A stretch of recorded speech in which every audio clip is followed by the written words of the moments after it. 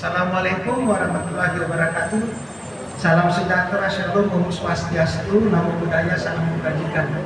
Selamat sore rekan-rekan awak media yang berkenan hadir pada sore hari ini. Kami akan menyampaikan dua hal berkaitan dengan kegiatan Satuan Tugas Penertiban Kawasan Hutan. Yang pertama berkaitan dengan pengawasan bandara dan pelabuhan.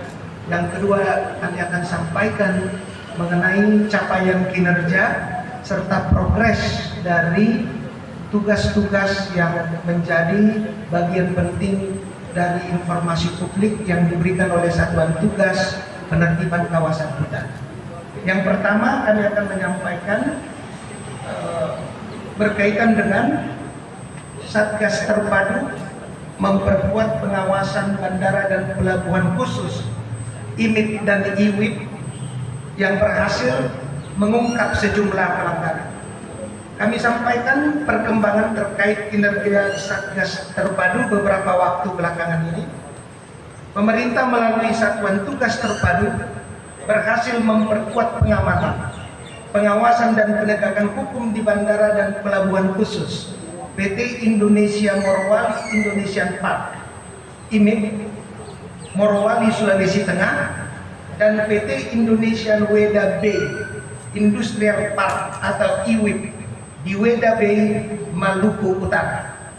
Sejak dilaksanakannya alih komando dan pengendalian bandara dan pelabuhan khusus PT IMIP Morowali dan PT IWIP Weda Bay pada 21 November 2025, sejumlah pelanggaran strategis berhasil diungkap, termasuk penangkapan 2 kapal penyangkut nikel ore ilegal oleh TNI Angkatan Laut pada 25 November 2025 di perairan Mandiodo, Konawe Utara, Sulawesi Tenggara.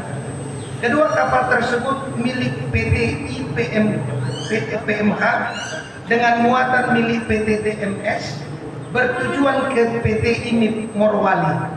Terbukti melakukan pelanggaran serius, mulai dari beroperasi di jeti ilegal, tidak memiliki surat persetujuan olah gerak atau SPOG, sehingga tidak membawa dokumen kapal dan muatan yang sah. Seluruh temuan tersebut diduga melanggar ketentuan Minerba dan peraturan pelayaran, sehingga unsur TNI Angkatan Laut mengawal kedua kapal ke Lanal Kendari untuk proses hukum lebih lanjut.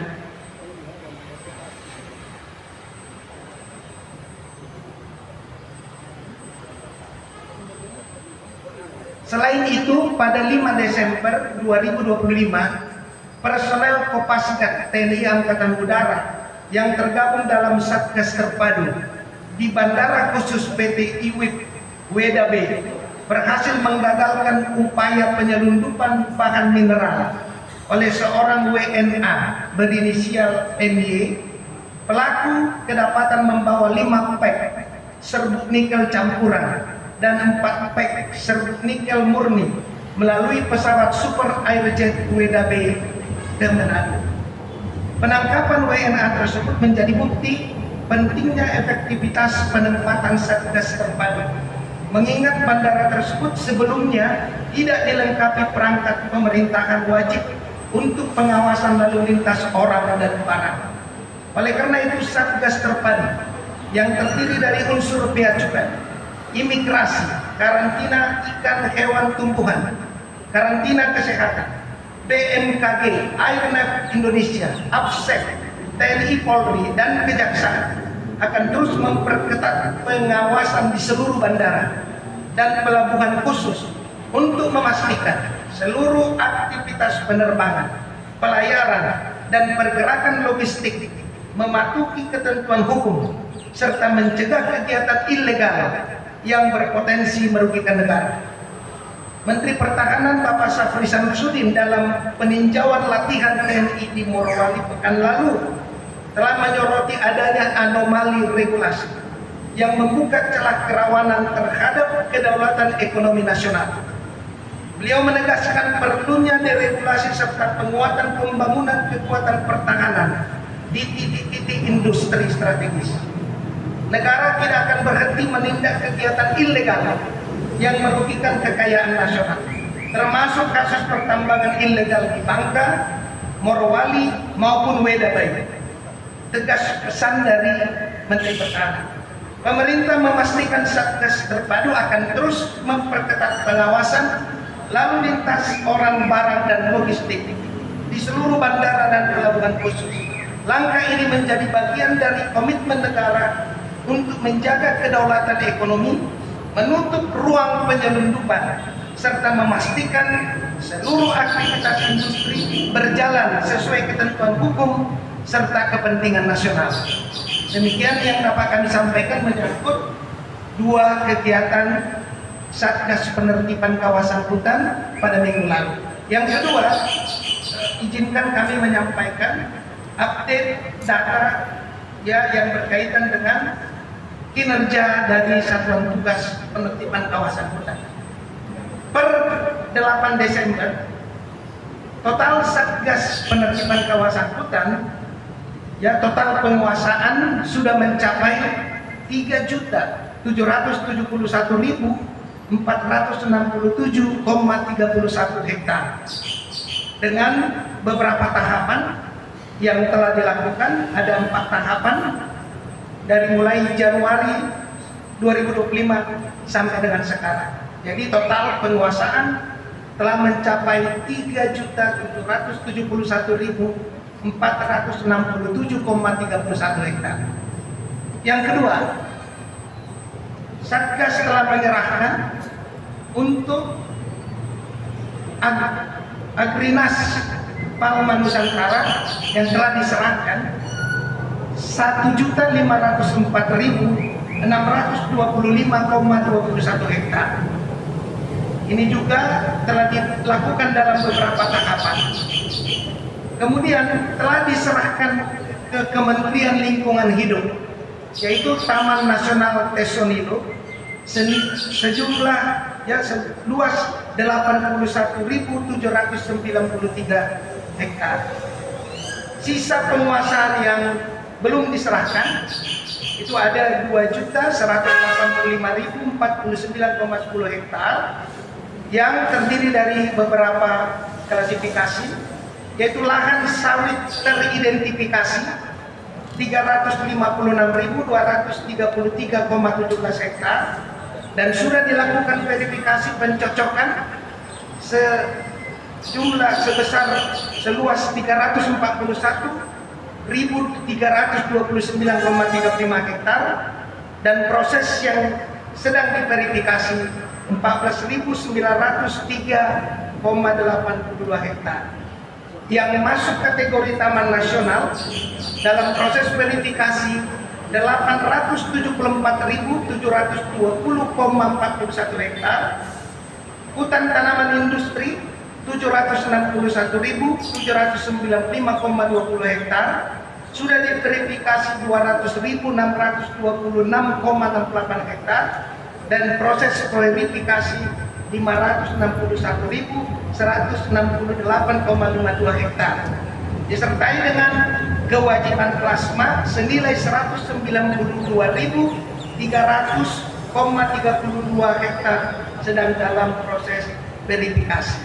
Itu untuk yang berkaitan dengan penguasaan lahan yang tadi.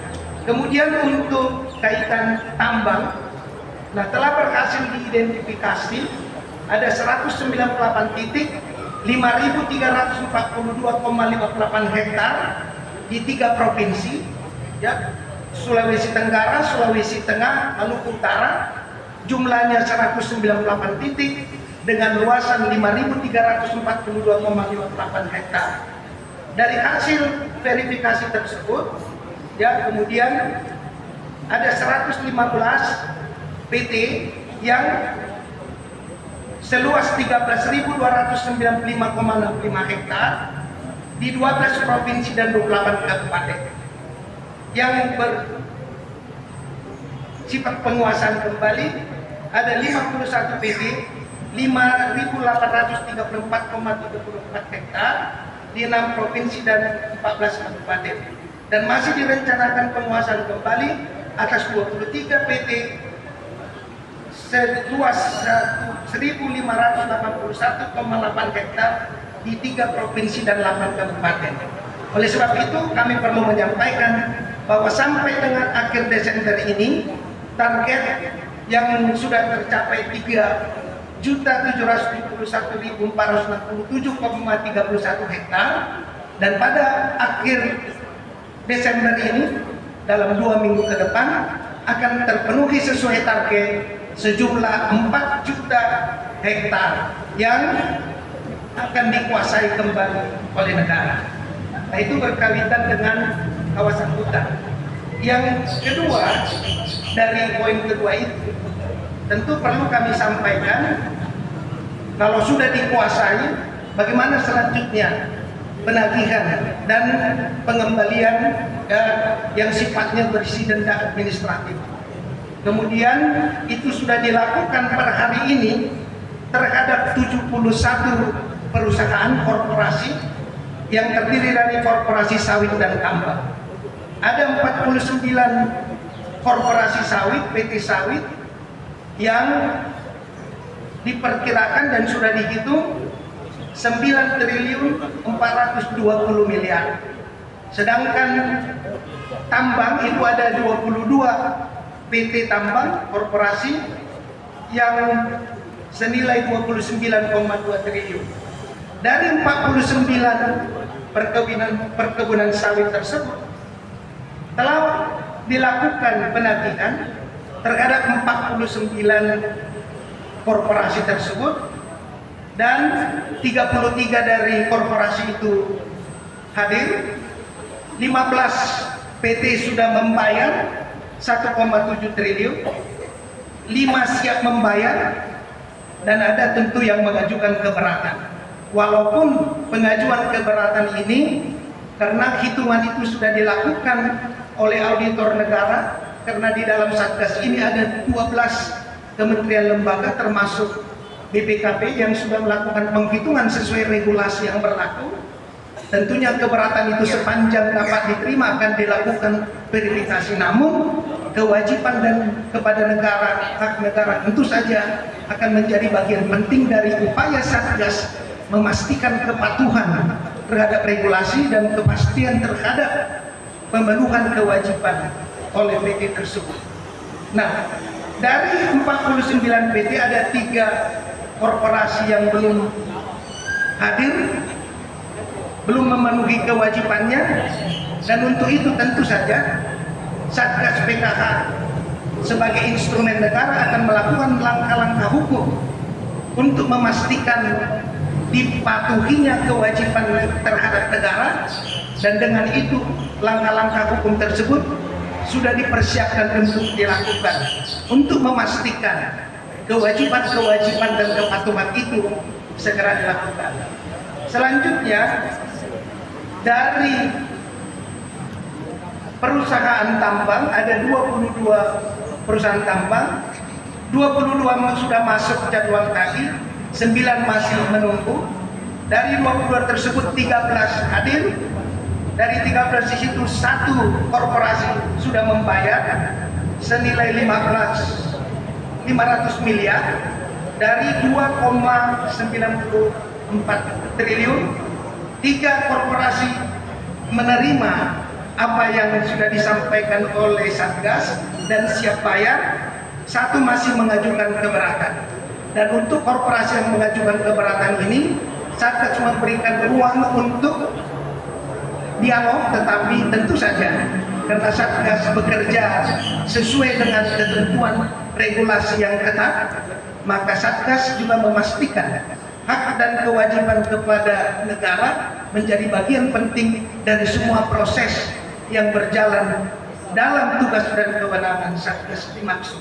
Oleh karena itu, khusus untuk perkebunan sawit telah masuk ke dalam escrow, ya, rekening sawit sebesar 1.061.579.500 rupiah yang sudah menyatakan kesanggupan dengan nilai 83.386.000.000 250.000, sehingga total untuk sawit atau perkebunan telah direkapitulasi senilai 1.841.965.750.000 rupiah.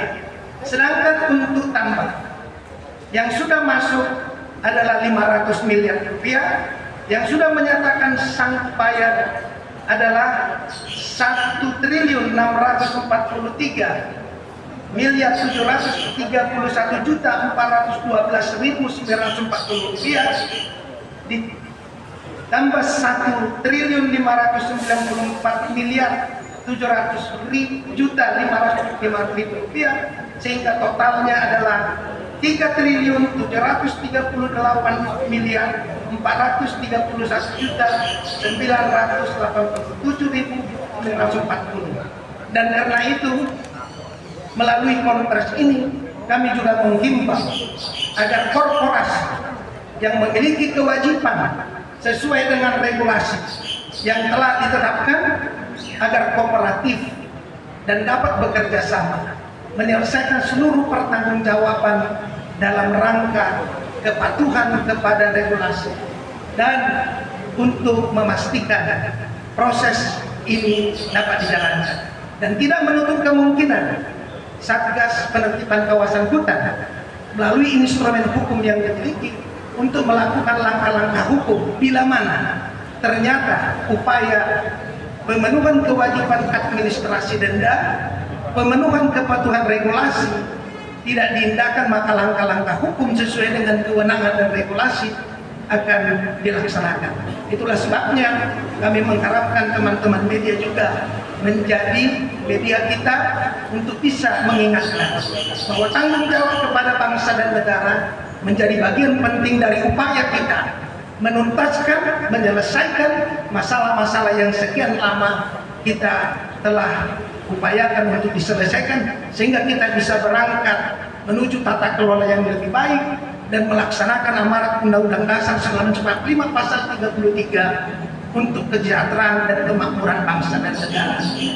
Khusus mengenai kegiatan pertama tadi, inilah yang perlu juga kami sampaikan, bahwa instrumen negara, kedaulatan negara dan kedaulatan ekonomi yang sama pentingnya siap untuk mengamankan agar tidak ada kekayaan negara, tidak ada kedaulatan ekonomi kita yang terganggu untuk kepentingan bisnis atau kepentingan apapun, sehingga bisnis investasi bisa berjalan, tetapi kepatuhan pada kedaulatan hukum negara kesatuan Republik Indonesia wajib dipatuhi oleh siapapun, oleh warga negara Indonesia, oleh warga negara asing, oleh korporasi Indonesia maupun oleh korporasi asing.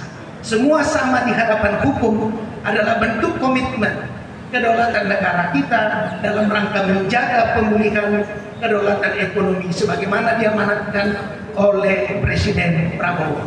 Demikian yang bisa kami sampaikan. Wassalamualaikum warahmatullahi wabarakatuh. Om Santi Santi Santi Om. Namo Buddhaya, Salam Kebajikan. Saya kembalikan kepada moderator Pak Agus. Baik, rekan-rekan media, ada yang mau memberikan pertanyaan? Baik, silakan. Yang